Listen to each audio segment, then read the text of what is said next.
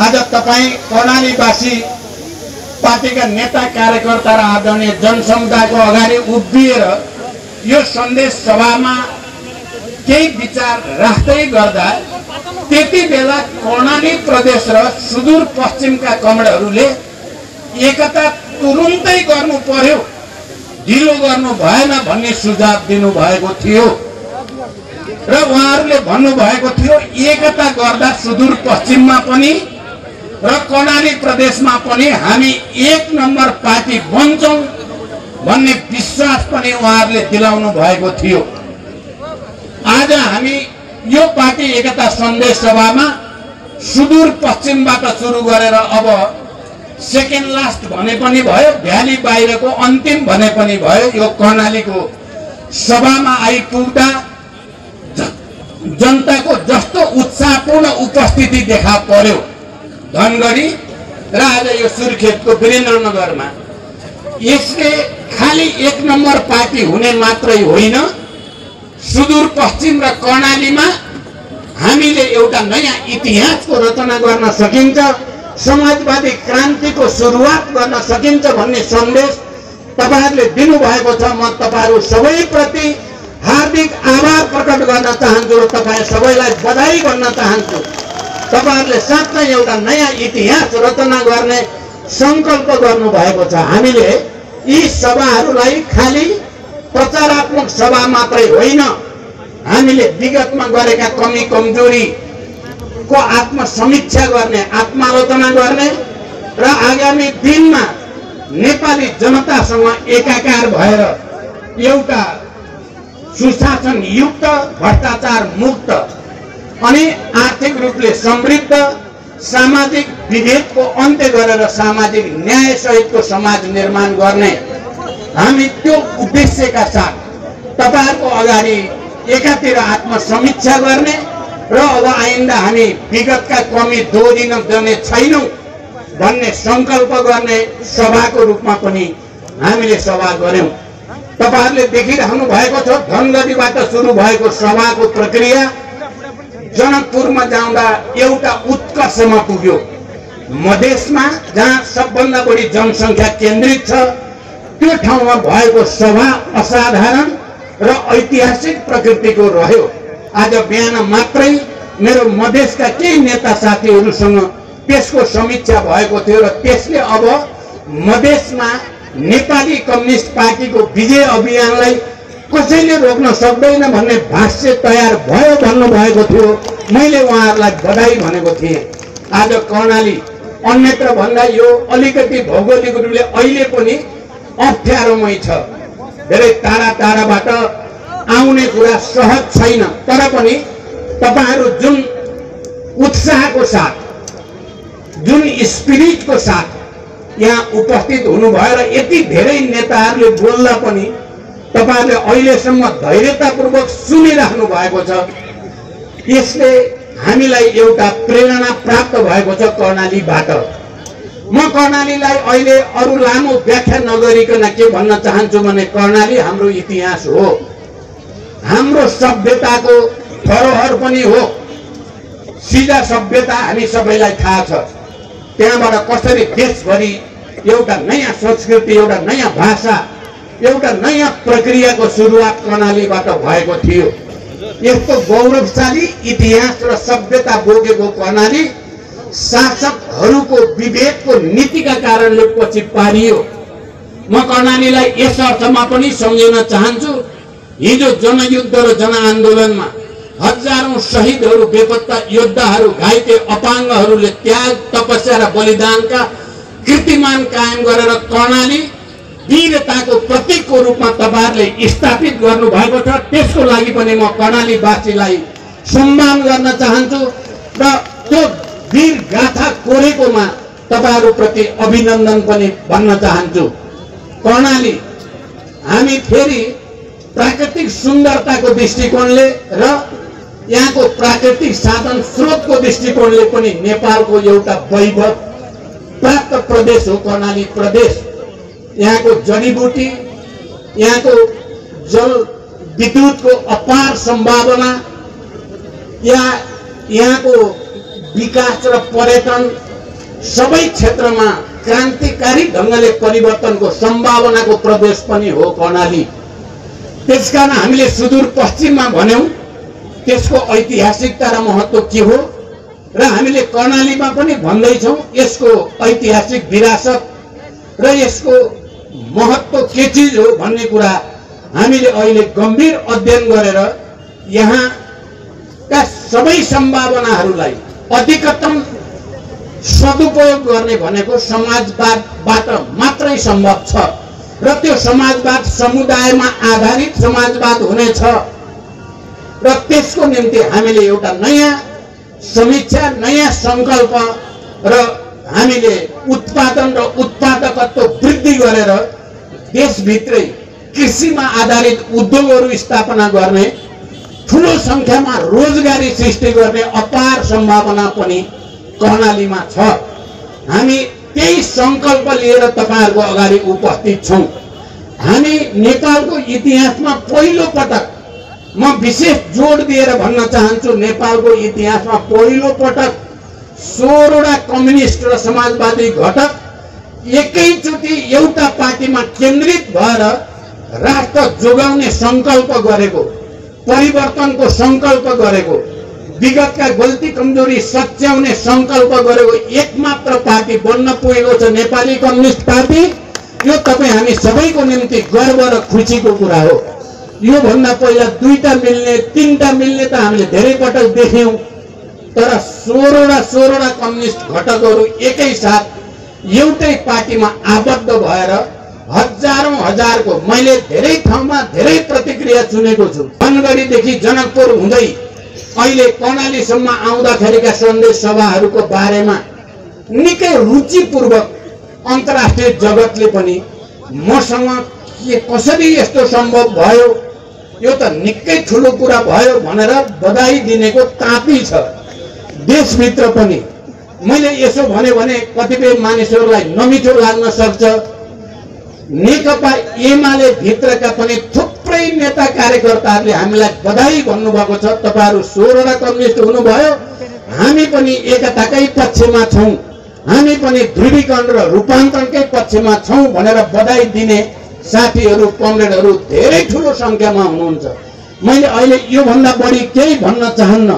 मलाई उहाँहरू अहिले अधिवेशनमा हुनुहुन्छ पक्कै पनि त्यहाँ छलफल हुनेछ रूपान्तरणको निम्ति राष्ट्र जोगाउनको निम्ति वामपन्थी आन्दोलनको एकताको निम्ति र नेपाली जनतालाई कृषि क्रान्तिद्वारा उत्पादनमा क्रान्तिद्वारा रोजगारी सृष्टिद्वारा कृषिमा आधारित उद्योगद्वारा ठूलो संख्यामा रोजगारी सृष्टि गरेर विदेशमा भएका हाम्रा सबै नेपाली युवाहरूलाई देश फर्किन रुचि लाग्ने वातावरण बनाउने कुरा र देशभित्रका युवाहरूलाई यही रोजगारी दिने कुरामा हामीले एउटा नयाँ संकल्प सहित आएका छौं र यो एउटा असाधारण ऐतिहासिक काम भएको छ। हामी नेपाली कम्युनिस्ट पार्टीसम्म आइपुग्न धेरै उतार चढाव घुम्ती मोडहरू पार गरेर आएका छौं। संघर्ष र बलिदानका ठूलठूला कीर्तिमानहरू कायम गरेर आएका छौं। म के तपाईहरुलाई लाग्छ होला कर्णालीवासी जनसमुदायको अगाडि भन्न चाहन्छु झन्डै जनयुद्ध सुरु गरेको 2 वर्षपछिदेखि माधव नेपाल र म नै हो सबभन्दा धेरै भेटघाट छलफल बहस कसरी देशलाई संविधान सभातिर लान सकिन्छ कसरी देशलाई गणतन्त्रसम्म पुर्याउन सकिन्छ जनयुद्धको तागत र जनआन्दोलनको तागतलाई जोडेर राजतन्त्रको अन्त्य कसरी गर्न सकिन्छ भन्ने बारेमा देशभित्र र देश बाहिर अनगिन्ती वार्ता संवादहरूको श्रृङ्खलाबाट हामी गुज्र्यौं। त्यसकारण यो ती सबै अनुभवहरू अनि नेपाल कम्युनिस्ट पार्टी नेकपा बनाउँदाखेरिका अनुभवहरू त्यति बेलाका तिता मिठा यहाँ कमरेड भीमराव पनि हुनुहुन्छ कमरेड वामदेव गौतम पनि हुनुहुन्छ।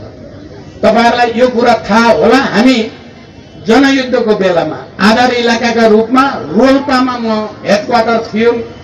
त्यति बेला कमरेड वामदेव गौतम र युवराज गेवाली हामीसँग वार्ता गर्न आउनुभयो र पहिलो पटक जनयुद्धको नेतृत्व गरिरहेको नेकपा तत्कालीन माओवादी र तत्कालीन नेकपा एमालेको बीचमा पहिलो दस्तावेज तयार गरियो र त्यो दस्तावेजमा हस्ताक्षर नेकपा माओवादीको तर्फबाट मैले र नेकपा एमालेको तर्फबाट कमरेड वामदेव गौतम प्रमुख नेता भएर हामीले हस्ताक्षर गरेपछि 12 बुँदे समझदारीको जग रोल्पाबाट बसेको हो, एमाले र माओवादीको त्यो सहमतिबाट बनेको हो भन्ने कुरा पनि म सम्पूर्ण कमरेडहरूलाई जानकारी गराउन चाहन्छु। त्यसकारण यो नठानियोस् अचानक यिनीहरू मिले जस्ता हो कि यिनीहरूको राम्रो एकअर्का प्रति चिन्जान छैन कि भन्ने तपाईहरुलाई परेको छ भने झन्डै 40 वर्षदेखि लगातारका कहिले विमति, कहिले बहस, कहिले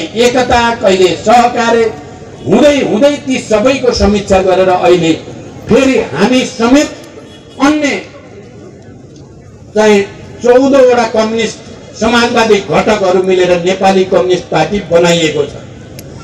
त्यसकारण यो असाधारण ऐतिहासिक सन्दर्भ र विरासतबाट विकसित भएको पार्टी हो नेपाली कम्युनिस्ट पार्टी।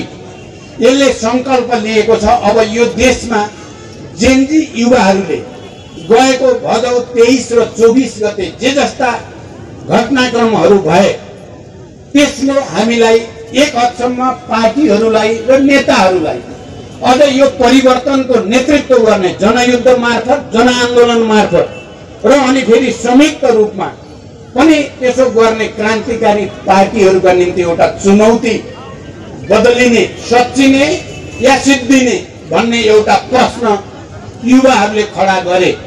त्यस अर्थमा हामीले, मैले पनि माधवजीले पनि जेनजी युवाहरूलाई बधाई भन्यौं। तपाईहरुले हामीलाई सच्चिनको लागि घचघच्याउनु भयो, घोच्नु पनि भयो र तपाईहरुले हामी रूपान्तरित हुनको लागि उत्प्रेरित पनि गर्नुभयो। हामीले मात्रै त्यस्तो पार्टी हो जसले जेनजी युवाहरूका माग सही छन् र त्यसमाथि सरकारले गरेको दमन गलत छ भनेर समयमै त्यसको भण्डाफोर गर्ने र सरकारलाई अविलम्ब राजीनामाको माग गर्ने पनि हामी नै हौं। आज हामीलाई खुसी छ तपाई कर्णालीवासीको अगाडि बोल्दै गर्दा देशभरि हजारौं जेनजी युवा प्रतिनिधिहरू नेपाली कम्युनिस्ट पार्टीसँग जोडिनु भएको छ र तपाईहरुले सुनेका, जानेका टिभीमा या रेडियोमा, अनलाइनमा वा सोशल मिडियामा जतिका नाम देख्नु भएको छ ती सबै अहिले नेपाली कम्युनिस्ट पार्टीसँग जोडिएका छन्। तपाईलाई अनौठो लाग्छ होला, हामीलाई बेसरी गाली गर्ने गरेका जेनजी प्रतिनिधि भनेर स्थापित व्यक्तिहरू पनि अहिले हाम्रो अभिभावक पार्टी भनेको नेपाली कम्युनिस्ट पार्टी नै रहेछ। हाम्रो नेता मध्ये अभिभावक प्रचण्ड र माधव नै रहेछन् भन्ने कुरा रियलाइज गरेका छन्। यो तपाईँ हामी सबैको निम्ति खुसी र गर्वको कुरा हो। अहिले यही पनि थुप्रै जेनजी पुस्ताका युवाहरू पार्टी प्रवेश गर्नु भएको छ। हामी सबैसँग कुरा गरिराखेका छौं। तपाईहरुले हेर्नुभयो भने अस्ति प्रधानमन्त्री सुशीला कार्की र जेनजी केही युवाहरू 132 जना जेनजी प्रतिनिधिहरूले सम्झौता गरेका छन्। त्यो सम्झौता राम्रोसँग हेर्नुभयो भने नेपाली कम्युनिस्ट पार्टीको नीति कार्यक्रमसँग धेरै मिल्दोजुल्दो छ, धेरै मिल्दोजुल्दो छ।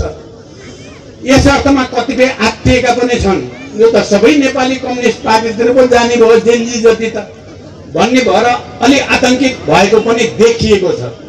तर हामी भने त्यसबाट शिक्षा लिएर यो राष्ट्रलाई एकताबद्ध गरी छान्ने, नेपाली जनतालाई एकताबद्ध गरी छान्ने संकल्प लिएर तपाईहरुको अगाडि उपस्थित छौं। मैले विराटनगरमा अस्ति यस्तै सभामा बोल्दै गर्दा भनेको थिएँ, हामी नेपालीहरू अहिले तुरुन्तै हामी कुनै विदेशी चलखेल या हस्तक्षेपका विरुद्ध एटमिक इनर्जी तयार पारेर मिसाइल आक्रमण गर्न सक्ने स्थितिमा हामी छैनौं। हामीले कुनै ब्यालिस्टिक मिसाइल प्रहार गरेर विदेशी चलखेल र हस्तक्षेप रोक्न सक्ने ताकत पनि हामीसँग छैन। तर हामी नेपाली 3 करोड नेपाली एक ढिक्का भएर अगाडि बढ्यो भने दुनियाँको कुनै पनि मिसाइलले केही पनि गर्न सक्ने छैन। नेपाली जनताको जित हुनेछ। त्यसकारण हाम्रो ताकत जनताको चेतना हो, जनताको शक्ति हो, जनताको एकता हो। कारण जनताको एकताको लागि, जनताको ताकत निर्माणको लागि हामीले नेपाली कम्युनिस्ट पार्टी बनाएर जनतासँग अपिल गर्दै, जनतासँग आत्मसमीक्षा गर्दै अगाडि बढेका छौं र हामी उत्साहित छौं। साँच्चै नै जनताको रियाक्सन जनताको चाहिँ प्रतिक्रिया निकै राम्रो आयो। धनगढीमा हजारौं हजारको सभा जसरी सम्पन्न भयो हामीले ठान्यौं हाम्रो एकताको प्रयास जनताद्वारा अनुमोदित भयो, हामी सफल भयौं। हामी जनकपुर पुग्दा हामीले देख्यौं हजारौं हजार लाख भन्न सकिने गरी जनता शहरभरि जसरी उपस्थित भए हामीले ठान्यौं अब यो एकता नेपालको तराई मधेस पहाड हिमाल सबैतिरको जनताले यसलाई स्वीकार गर्यो। हिजो पनि स्वीकार त गरेकै थियो। नेपाल कम्युनिस्ट पार्टी नेकपा बनाउँदै गर्दा मैले त सबै ठाउँ भनेको छु, तपाईहरुले सुन्नु पनि भएको छ। त्यसको पहिलो प्रस्तावक हामी नै थियौं। वामदेवजी र म ल जाउँ त केपी ओलीलाई प्रस्ताव राख्न भन्ने सल्लाह गरेर अनि म गएको थिएँ र पार्टी एकताको प्रस्ताव राखेको थिएँ।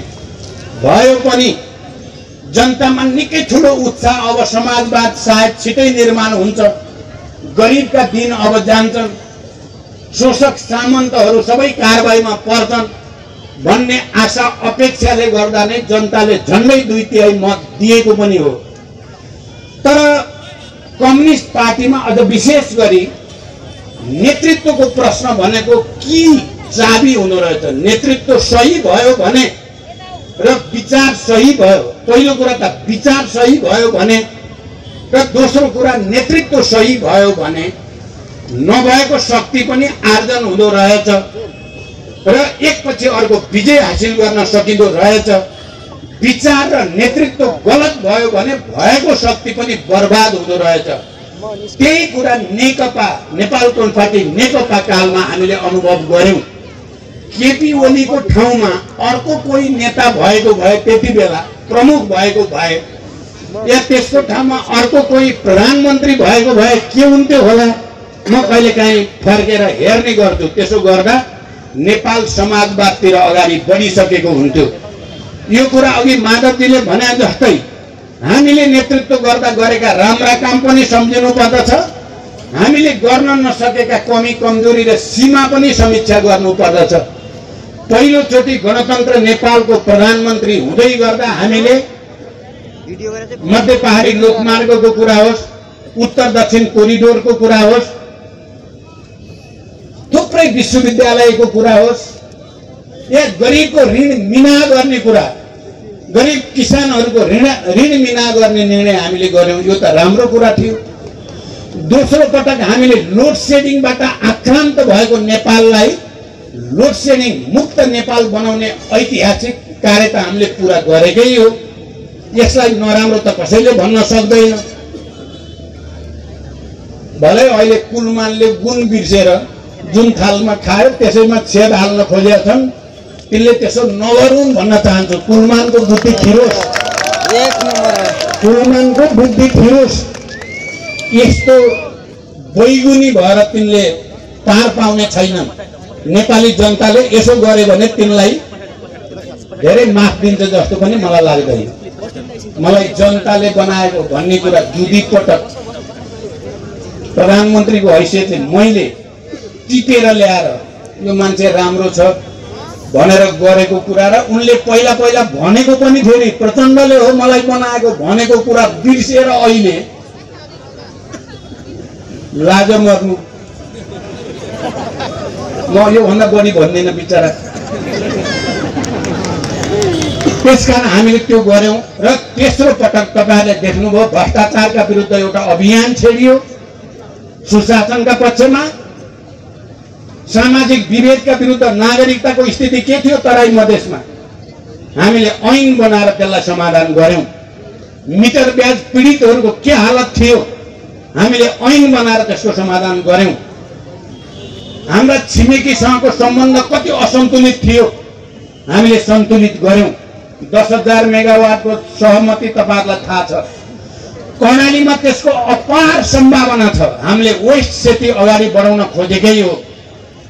हामी अहिले पनि चाहन्छौं कर्णाली सबभन्दा धनी प्रदेश बन्न सक्ने प्राकृतिक साधन स्रोत यहाँ छन्। त्यसकारण नेपाली कम्युनिस्ट पार्टी मात्रै कर्णाली प्रति सुदूरपश्चिमप्रति, मधेसप्रति र सबै उत्पीडित वर्ग, जाति, क्षेत्र, लिङ्ग, समुदायप्रति इमानदार भएर काम गर्ने पार्टी हो। हाम्रा केही कमी छन् भने त्यसलाई सच्याउने कमिटमेन्टका साथ, प्रतिबद्धताका साथ हामी तपाईहरुको अगाडि छौं। एकचोटि एक ढिक्का भएर अगाडि बढौं। कर्णालीले नयाँ इतिहास रचना गर्नेछ। नेपाल नै नेपाली कम्युनिस्ट पार्टीको नेतृत्वमा सबै खाले साम्राज्यवादी, वैदेशिक प्रतिक्रियावादी र देशभित्रका प्रतिगामी शक्तिहरूलाई परास्त गरेर स्वाधीन समुन्नत नेपाल बनाइ छाडिनेछ। यही संकल्प र यही अपिल तपाईहरुसँग गर्दै बिदा हुन्छु। धन्यवाद।